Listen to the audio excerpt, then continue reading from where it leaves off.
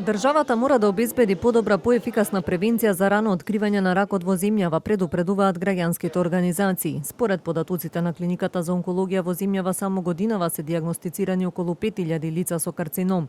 Меѓу жените најчесто ракот на грло на матка и на дојка.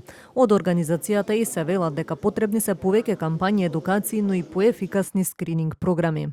Овие скрининзи во недоволен процент, во недоволен број ги опаќаат жените, за да може да се сметаат за успешни скрининг програми. Така да, иако постојат повеќе од 10 години овие две програми за скрининг на рак на грло на матка и рак на дојка, нивната ефикасност, како што кажавте, е многу ниска, затоа што се бележи многу низок опфат на жените со овие програми. Ракот на грлото на матката е еден од ретките карциноми кој што може речиси потполно да се сузбие. Да речиси да нема, може да се постигне до тој степен да нема смртност од рак на грло на матка. Тоа се постигнува едно преку ХПВ вакцинацијата, како прв чекор, а второ преку редовен скрининг. За успешен скрининг, за да може да се спречи појавата и смртност од ракот на грлото на матката, се смета доколку се опфата 75% од популацијата на жени.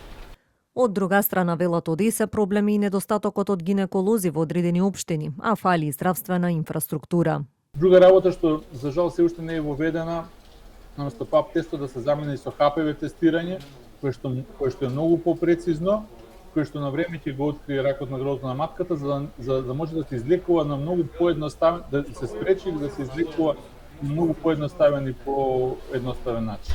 Жените може да се пријават и онлайн за скрининг на веб страницата screening.zdravstvo.gov.mk. Со пополнување на формуларот се врши регистрација за скрининг мамографија директно во националниот систем Мој термин, пошто се добива порака со закажан термин.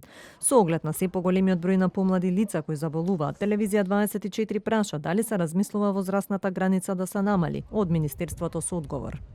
Утврдувањето на возрастната група како и останати критериуми за можноста за скрининг на рак на дојка ги носи Националната комисија за рана детекција и скрининг на рак на дојка, следејќи ги европските препораки за спроведување на организиран скрининг. Доколку има препораки за измени во возрастната група на жените за скрининг на рак на дојка, тие прашања се разгледуваат од стручен аспект од страна на членовите на Националната комисија.